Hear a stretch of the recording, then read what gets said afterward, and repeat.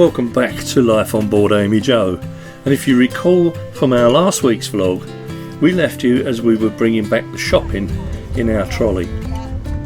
This week we have a visit from the Coalboat. Sorry? And we drop down the next lock and more near the Shroppy Fly pub.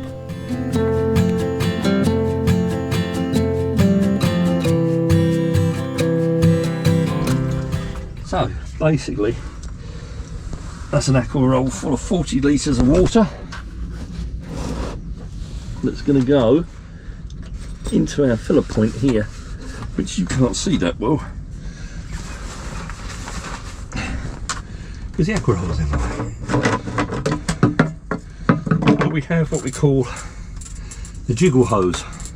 It's got a one-way valve in the end, and a bit like siphoning petrol out of a car, we siphon water out the aqua roll into our tank.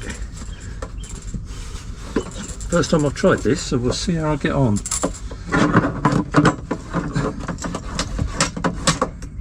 And good, it worked.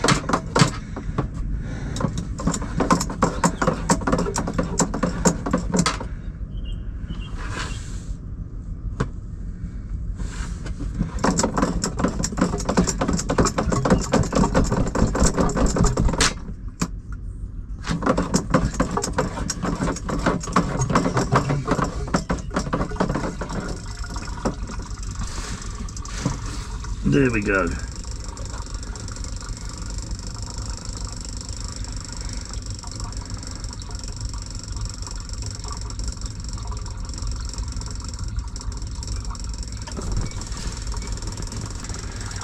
And there we have it.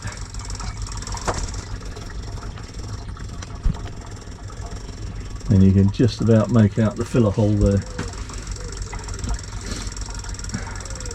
Gravity does all the work.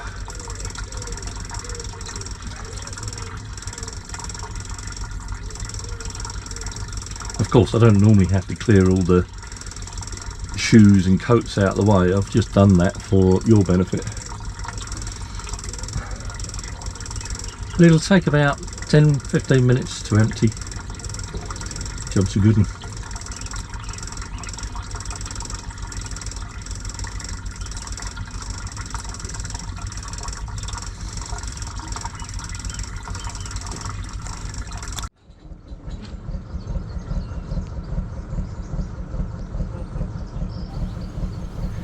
The reason for our extended stay at Audlem was that we'd contacted and found out that the coalboat Mountbatten was on its way down the canal, and we wanted coal and diesel, so we asked them to stop by.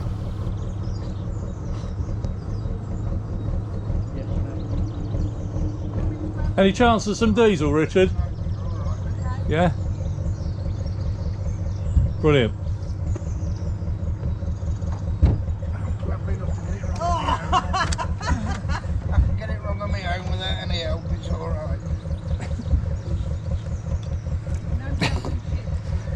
This is where you learn to do the splits, isn't it, Richard?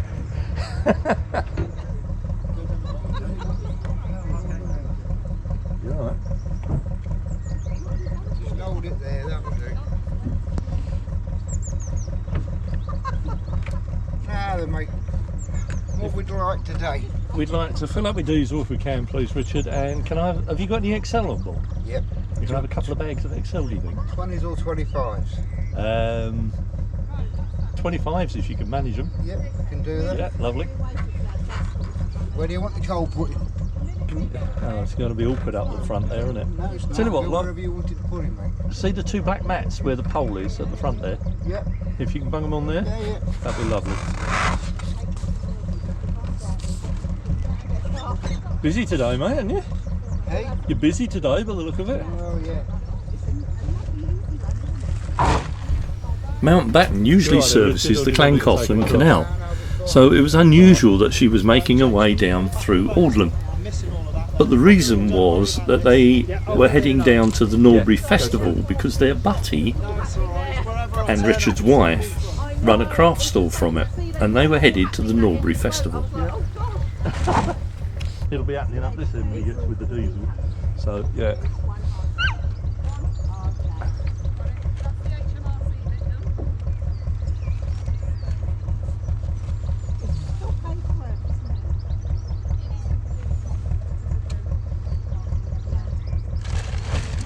Just a thought, Richard, you do take card, don't you? It's really lovely to meet up with Richard again. We've used their services in the past, but Richard is such a gentleman, he won't allow you to move any coal. He moves it all for you.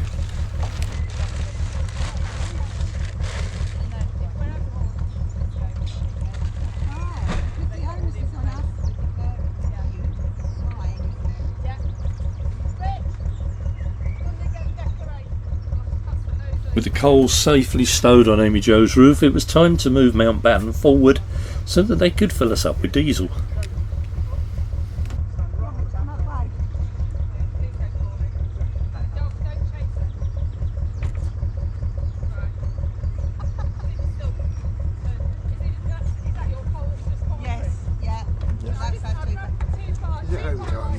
Sorry? Is it home time yet? Good morning. Mountbatten was built in 1960 by Yarwoods in Northwich for use as a carrying narrowboat and was paired with the Butty Jericho. She is one of only 2 motors built by Yarwoods as an Admiral class narrowboat. When carrying ceased, she was used as a private vessel and was sold into private use in 1984 and has since been used as a commercial vessel servicing the canals with diesel and coal deliveries. She was also the first boat to use the newly refurbished Anderton boat lift in 2002. Admiral class narrowboats were a new class and designed to be commissioned and were the first class to be built with a 6-foot 10-inch beam, allowing them to fit into the narrower Cheshire locks and thus paving the way for the modern narrowboat build. They also have a very shallow draft, allowing them to travel with ease through the shallow Cheshire canals. Right, you're going to love this one, it's a slow filler. Say that again. You're going to love this, it's a slow filler. Is it? Yeah, now, it's quite deep. But there's a big bend in the bottom of it. Yeah. See that ridge there? Yeah. It goes to there. Okay. We'll do it slowly away and see how we get on. Initially it'll do alright. Now, we'll just take it step. If it's going to go wrong, now, with everybody watching, is when it's going to go wrong. Absolutely. Absolutely. So have you got all your customers in this patch done now? Or you got one to do over there. I've got to ask you about your jumper. My R&LI jacket. Well, are you lifeboat man? No. What it was, in our early days when we were more fit, we used to sail dinghies and boats offshore around the east coast of England, and I signed up as a shore-based member to support the lifeboats. You were rescued, weren't you? I was rescued, yes. I had a heart condition while I was out sailing on the Thames estuary, and they had to send the lifeboat out to me. So as a result, I've signed up, and hence the wonderful jumper. No, my dad was on the big boat at Skegness. Was he? Yeah. And on the inshore. I always wanted to go crew, but we'd never lived it close enough to a lifeboat station. Yeah, he was on the... With AmyJo's diesel tank full and 2 new bags of coal, it was time for Mountbatten to move on to their next customer. It was, as I say, we always tried to support the coal boats, and it was lovely to be able to support Richard and Ruth as they came through. It was time for them to separate the butty and start their way up the locks.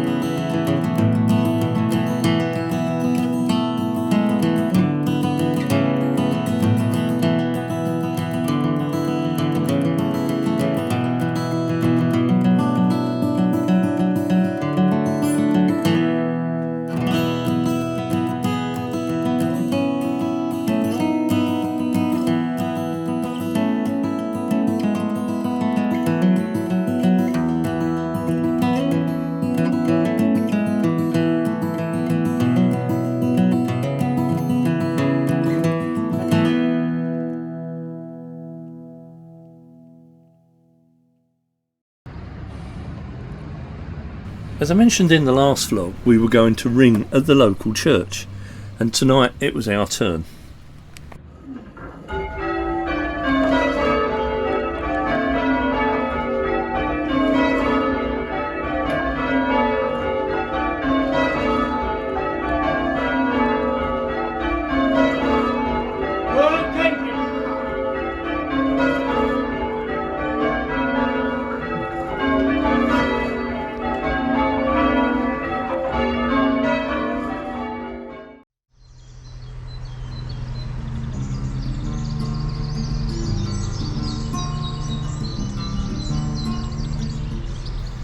Time to move on, as we needed to fill the water tank, so we unhitched the mooring lines and moved forward down the next lock, lock 12, and moored up at the water point outside the Shroppy Fly pub.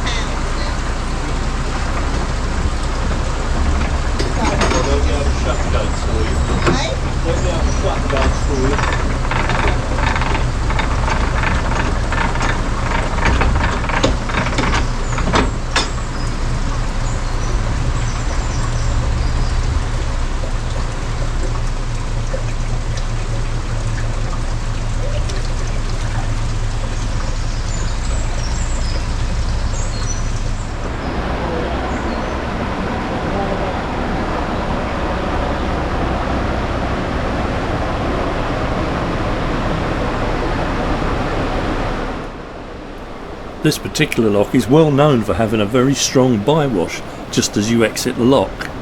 C&RT have put a board in place to try and redirect the flow, but on some days when there's been lots of rain, the bywash is particularly strong, and even as light as it is today, it still has an impact on the boat, and I didn't quite get it right.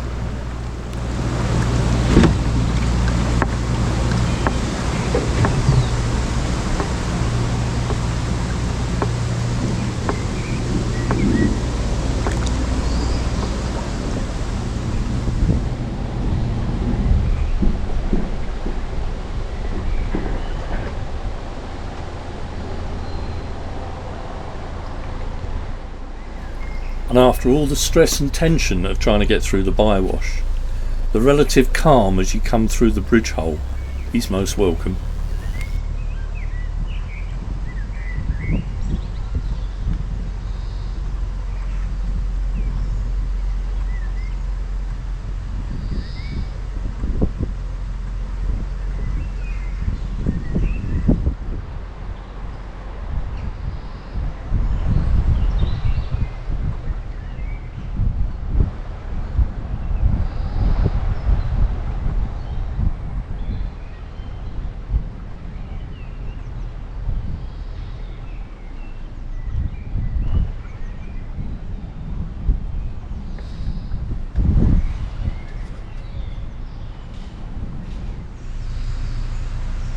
Shroppy Fly pub started life actually as a warehouse for general goods servicing Audlem around 1835, which closely coincided with the opening of the canal. During the First World War, the building served as a warehouse for the neighbouring Kingburr Mill. However, by the mid-1970s, the Shroppy Fly had changed into its unique incarnation as we see today. Outside, on the wharf, stood an old corrugated iron shed which was demolished and replaced by the handsome crane from a nearby railway station as a feature. That's it for this week. I hope you enjoyed our little vlog, and thank you for watching. And may I thank all our subscribers and Patreons and those who bought us a coffee. It's most appreciated and it really does help out. If you enjoyed the vlog, please give it a thumbs up, as that helps the get us noticed in YouTube.